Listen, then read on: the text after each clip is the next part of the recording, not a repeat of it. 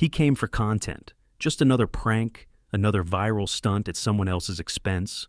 Logan Paul and his crew rolled up to Buckingham Palace with cameras rolling and crowds watching, ready to turn centuries of tradition into clickbait.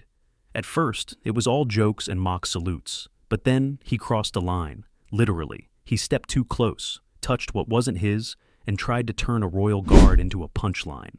That's when everything changed. One sharp step forward, one sentence, quiet but unshakable. Step back from the Queen's guard. The laughter died. The phones dropped. And for the first time, Logan Paul wasn't the one in control. He never expected silence to say so much. He never expected stillness to be the loudest response of all. Now, before we reveal the full story, first, hit that subscribe button and drop a comment telling us where in the world you're watching from. Because what happens next? You'll want to witness it yourself. It started like any other summer Saturday in London. The sky was a flat, unbothered blue. Warmth clung to the black iron gates of Buckingham Palace, and the stone beneath the tourists' feet shimmered faintly with late morning heat. Across the forecourt, voices rose in a dozen languages, some excited, some reverent, others simply impatient. There were flags waving in little hands, cameras clicking, and parents pointing out guards to their children as if they were museum pieces instead of trained soldiers. To most, this was just another item on the travel itinerary. See Big Ben. Snap a selfie at the palace. Hope the guards blink. But something in the crowd began to shift. It started as whispers, that ripple of recognition that moves through strangers when someone with a following is spotted in the wild. Phones tilted, eyes darted, a buzz rolled through the forecourt. Not the royal kind, but the influencer kind. Someone murmured, "That's him. That's Logan Paul." And then the crowd started to tip, not toward the palace, but toward the road where a black van had just double parked. The side door slid open, and out stepped the man himself. Bright sunglasses, hoodie tied around his waist, camera rig in hand. Logan Paul, loud, confident, surrounded by three others, one carrying audio gear, another with a gimbal-mounted GoPro, and a third just there to be seen. It wasn't a royal appearance, but you wouldn't know that by the way his followers started screaming. Closer to the iron rope line, where the crowd was thickest, Lance Corporal Reese Everly didn't move. He never did. At 29, Reese was the kind of soldier even other guards tried to emulate. Welsh by birth, quiet by nature, and impossibly composed under pressure. He'd stood in ceremonial duty for over 5 years, posted outside the palace in winter sleet, in driving rain, even during one summer protest, where objects were thrown. Not once had he broken. His commanding officers trusted him. His peers respected him. His stillness wasn't just trained, it was earned. And on this particular morning, Reese stood at his usual post near the outermost gate, close enough to hear the muttering from tourists, but far enough to filter it out. He'd already clocked the change in crowd behavior. He could feel the shifting gravity, the pull away from quiet reverence, and towards something more chaotic. His fingers didn't twitch. His eyes remained fixed. His breathing stayed perfectly even, but his awareness sharpened. Across the road, Logan had begun his approach. One of his crew members shouted to the crowd, "All right, guys, you're going to want to get your phones out. This one's going viral." The forecourt, once buzzing with polite anticipation, now felt unsettled. Teenagers pushed toward the front. Younger kids on parents' shoulders turned their attention away from the palace and toward the man with the mic. Even a few older tourists lowered their cameras and frowned. This wasn't what they came to see. And Reese, still motionless, still unreadable, still alone in a crowd that was beginning to forget why it was here in the first place. But he knew, because it wasn't just the uniform. It wasn't the rifle or the stance or the expectation of silence. It was the oath. And he wasn't about to break it, not for clicks, not for cameras, and certainly not for a man who thought everything sacred was just another opportunity for content. Logan Paul's sneakers squeaked against the stone as he bounded toward the rope line, arms wide like he was greeting an old friend. A cluster of teens pressed in behind him, holding their phones high like they were about to witness a celebrity meltdown. Logan spun toward the camera. His crew was already rolling. "We're here at Buckingham Palace, folks," he said, flashing his trademark grin. "Where these guys," he gestured toward the red-coated figure beside him, "are trained not to flinch. So today, we're going to test that. A wave of shallow laughter rippled through the group behind him. A few tourists chuckled. More just watched warily. Rhys Everly didn't move. Logan turned his back to the guard and leaned into the lens. They say the royal guards are stone-faced, elite, unbreakable. He dropped his voice like it was a secret. But I've made grown men cry in the ring. Let's see what this guy's made of.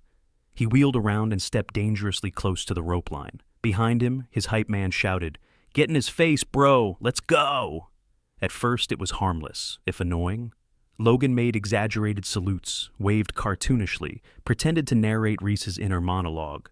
"Oh no, I blinked and now the queen's mad." Nervous laughter again. A few people genuinely laughed, more looked away. Then he crouched and began mimicking Rhys's stance, holding an invisible rifle and copying his posture like a child mocking a schoolteacher. His crew egged him on while recording from multiple angles. Rhys remained fixed. Logan inched closer, his movements just within legal boundary, but clearly towing the line. He paced in a circle around the rope and finally stopped just a few feet in front of Rhys. "You ever blink, bro? You good?" he asked, face now only a meter away. "I mean, you're a real person under there, right? Not just some wax figure?" Rhys didn't respond. His eyes stared ahead, not at Logan, not through him, but beyond, trained to ignore the chaos and maintain that perfect distant focus. But inside, the tension had spiked. He was measuring, timing, not just the man in front of him, but the crowd around him, the way they were watching, the security officer's location, the boundaries of response. From a distance, a palace staffer began moving forward, murmuring something into a discreet earpiece. A female officer across the yard had begun drifting toward the rope line as well, but then she paused, because Rhys shifted his weight. Not enough for anyone in the crowd to notice, but enough for the other guards, the staff, the security team to understand. He was handling it. This wasn't the first time someone had tried to bait him, but it was the first time someone with that many eyes, and that little respect, had crossed so close to the line. Rhys's mind flashed back. A patrol in Belfast. A teenager screaming obscenities from behind a wall while a suspicious package lay 20 meters away. A protester lobbing a half-full bottle at his helmet near the mall during a memorial march. And a moment in Afghanistan, long before the red coat, where he stood between a convoy and a roadside crowd, not knowing which pair of eyes might be hiding a trigger. Discipline wasn't performance, it was survival. And this was easy. The heat was familiar, the crowd was manageable, the risk calculated. Rhys didn't move, but his stillness changed, hardened. His chin lifted the slightest degree. The rifle rested heavier in his hands, not from fatigue, but intent. Across the rope, something about the moment shifted. A few members of the crowd no longer found it funny. A tourist couple from Spain lowered their camera. A teenage girl who had been laughing stopped. She looked at Logan, then at Rhys, and muttered, "He's really not breaking." But Logan didn't notice. He was too deep in his own performance. Grinning to the camera, he whispered, "I think he's cracking. I see a twitch. That's a twitch." He turned and held up a plastic toy crown, gaudy, bright gold with fake jewels, and wiggled it in front of the lens. "I now pronounce you the king of silence," he shouted. And then, without thinking, he leaned forward and placed the crown on top of the bearskin hat. The crowd gasped, audible, collective. Even his own cameraman stopped filming for a beat. Rhys didn't move, but something had changed, subtly, profoundly. His feet remained planted, but the way he gripped his rifle shifted. The posture grew sharper, not defensive, not aggressive, but resolved. Inside the palace gates, 2 officers stopped mid-step. Security tensed, because the line hadn't just been tested, it had been crossed. And everyone, tourist, follower, guard, or staff, was about to see what happened when you mocked the wrong man at the wrong post, on the wrong day. The plastic crown sat crooked atop the tall black bearskin, the absurdity of it amplified by the silence it was met with. For a second, just one, the entire forecourt froze. Even the people who had been laughing now stood stiff, uncertain. And then Rhys moved, not in anger, not in protest, but with deliberate, measured purpose. He took one clean, forceful step forward. His right boot struck the stone with a sharp crack, loud enough to cut through the gasps. His rifle shifted smoothly into a vertical rest, shouldered, not threatening, but unmistakably controlled. The barrel gleamed in the sun, aligned perfectly with his spine. And for the first time that day, Reese spoke. "Step back from the Queen's Guard." The words weren't loud. They didn't need to be. The calmness of his voice was what made them land like a slap. It echoed through the forecourt like a sudden change in air pressure. Logan jolted back a full step without meaning to, the ridiculous crown falling to the pavement with a plastic clack. His sunglasses slipped slightly down the bridge of his nose, and for once, he didn't reach for a comeback. No one did. The tourists had gone completely still. A hush swept the crowd. Even the usual background noises, chirping tour guides, murmuring children, had been swallowed. Logan tried to recover. He forced a smirk, gestured weakly to the camera. "Relax, man. It's just a prank. You got rules, I get it." But no one laughed. Not this time. Even his cameraman lowered the rig. Behind them, the hype man looked sideways at the palace officer now standing 5 feet from the rope line. Her hand was resting just above her belt, not reaching for anything, just ready. "Sir," she said to Logan, quiet but firm, "you need to step back." Logan looked around for support, but the crowd was no longer with him. They weren't smiling. They weren't filming. They were watching Reese. Because somehow, in the span of a few seconds, this wasn't about content anymore. It was about presence. Reese hadn't made a scene. He hadn't pushed or threatened. He had simply stepped forward and reminded everyone what it meant to stand for something. The line wasn't a rope. It wasn't the concrete. It wasn't even the edge of the guard post. The line was respect, and Logan had tripped right over it. A murmur rose from the back of the crowd. "That's protocol," someone said quietly. "That's the warning before action." A man in a linen cap whispered to his wife, "That guard could have had him flat on the ground and still been within rules." And yet, Reese hadn't escalated. He'd reestablished the boundary with silence, posture, and 6 words. That's what made it powerful. Logan bent down slowly, picked up the crown, and tried to force another smile. "Okay, we're good. We got what we needed." But it was different now. His voice didn't carry the same bravado. His shoulders were tenser. He no longer owned the moment. He'd lost it. Reese hadn't moved since the warning. The single step forward had been enough. Now he was still again, like stone, not stiff, not brittle, just solid, and that silence, his only weapon, was working. The camera guy looked at Logan. "Do you want to keep rolling?" Logan didn't answer. Behind them, a group of teenage boys who had cheered minutes earlier now stood with their arms crossed, no longer laughing. One of them muttered, "Why do you have to do that, man?" That was just disrespectful. A middle-aged man stepped slightly forward from the line and addressed no one in particular. "He's not here to entertain. He's here to guard." Logan glanced up, defensive again. Yeah, we got it. Tradition, big deal." But no one responded, because it was a big deal. Reese hadn't been performing. He hadn't reacted out of ego or pride. He had responded with the bare minimum force required to protect the dignity of the uniform and the trust placed in him by a nation. The fact that it felt so significant said more about the moment than anything else. Respect hadn't been demanded. It had been commanded, through silence, stillness, precision. A woman in the front row reached into her bag and removed her phone, not to record, but to lower it. She turned off the screen and slipped it back inside without hitting a single button. Even the youngest children seemed to sense that this wasn't a game. "Why did the soldiers say that?" a boy asked his mom.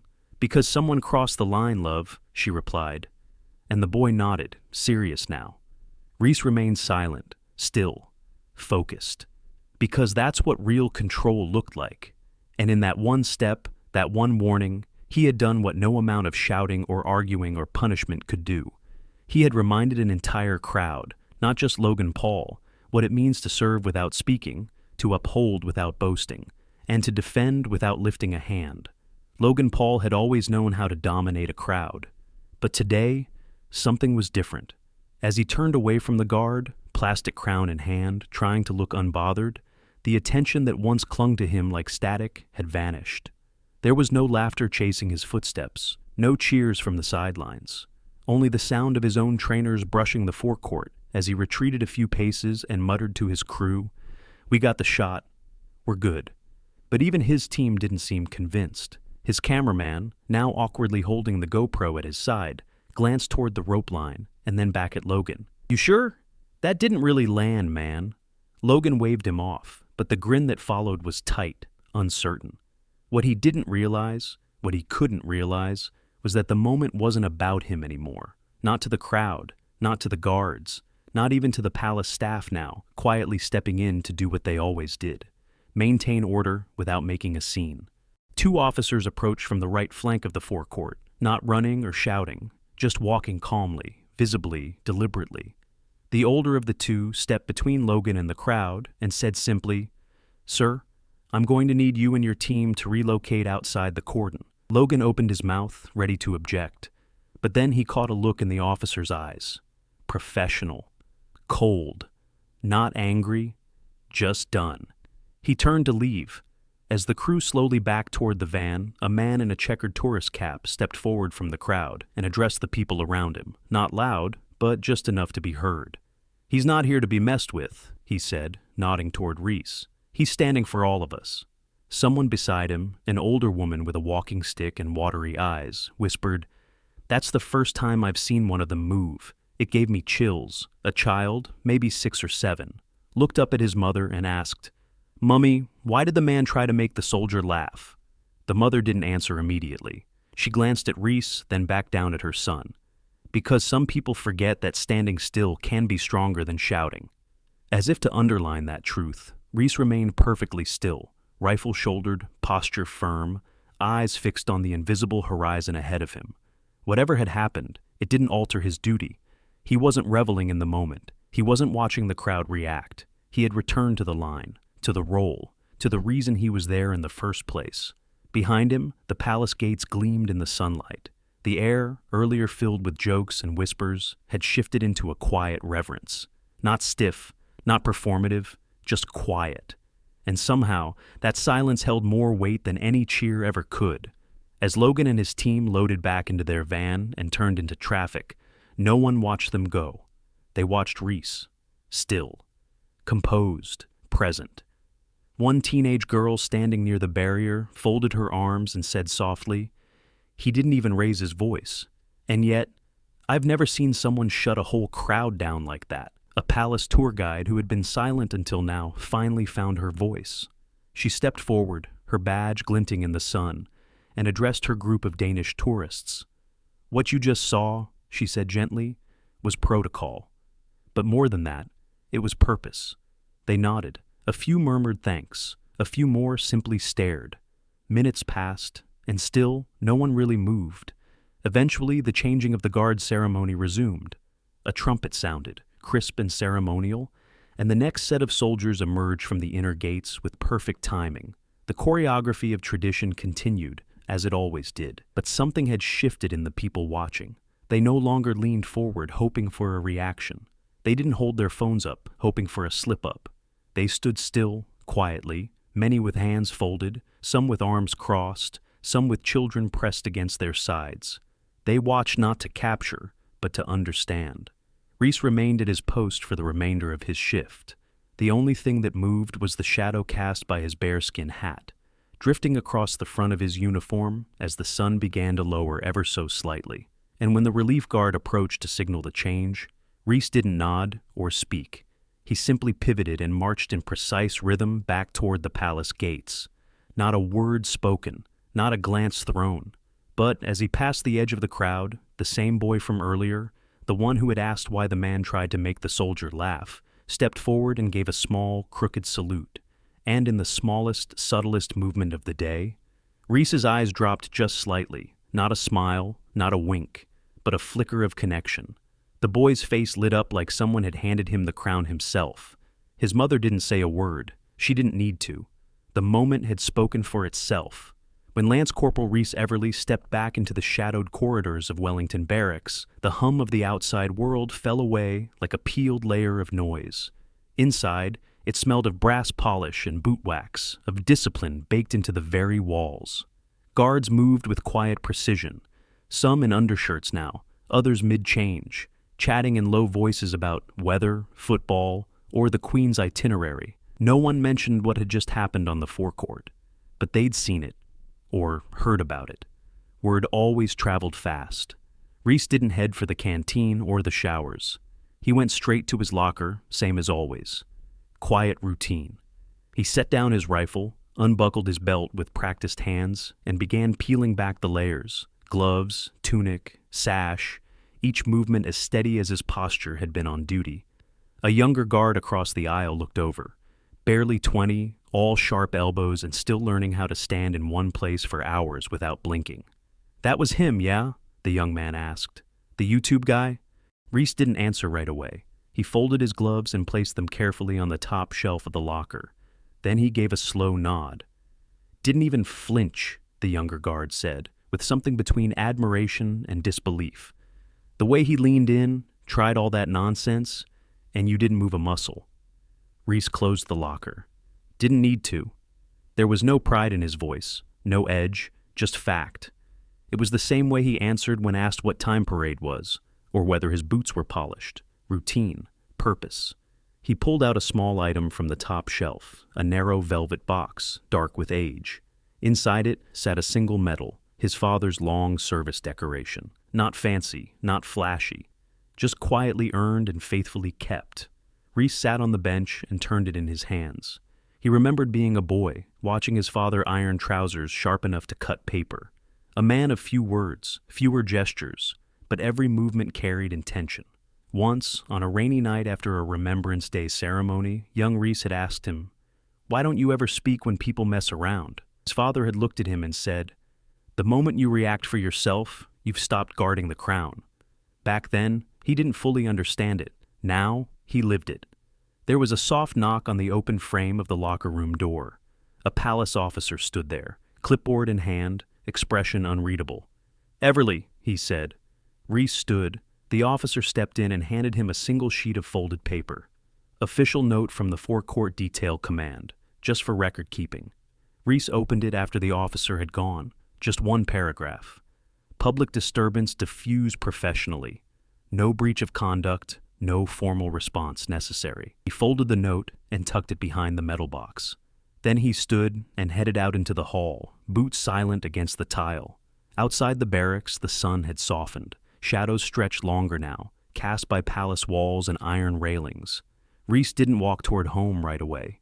Instead, he paused just beyond the gate and looked back. Across the road, behind the rope line, a few tourists still lingered, but they weren't filming, they weren't shouting, they weren't holding up cardboard cutouts or asking questions. They were watching. Just watching. One woman, in her 60s perhaps, stood with her hands folded over the handle of her purse. When she caught Reese's eye, she didn't wave, she didn't smile, she nodded. Reese gave the smallest of nods back. It wasn't approval he saw in their faces, it was understanding. For the rest of the city, it would be another busy evening, restaurants filling, buses honking, influencers editing footage into a daily upload. But for a few dozen people who happened to be at the palace that morning, something had landed, something still and quiet, something that didn't go viral, didn't get likes, didn't need a thumbnail to make its point. A moment where a man said nothing, and still managed to say everything. Have you ever seen someone handle disrespect with nothing but quiet discipline? Do you think true authority ever needs to raise its voice? If this story reminded you why these guards aren't just ceremonial, hit that like button and subscribe for more moments that prove silence can be strength. Don't forget to tap the bell icon, so you never miss a story like this one. And if you know someone who thinks the royal guards are just for show, share this video with them. Let them see what real duty looks like. More true-to-life stories are appearing on your screen right now. Click one to keep watching. And we'll see you tomorrow, same time, same place, with another powerful royal guard moment.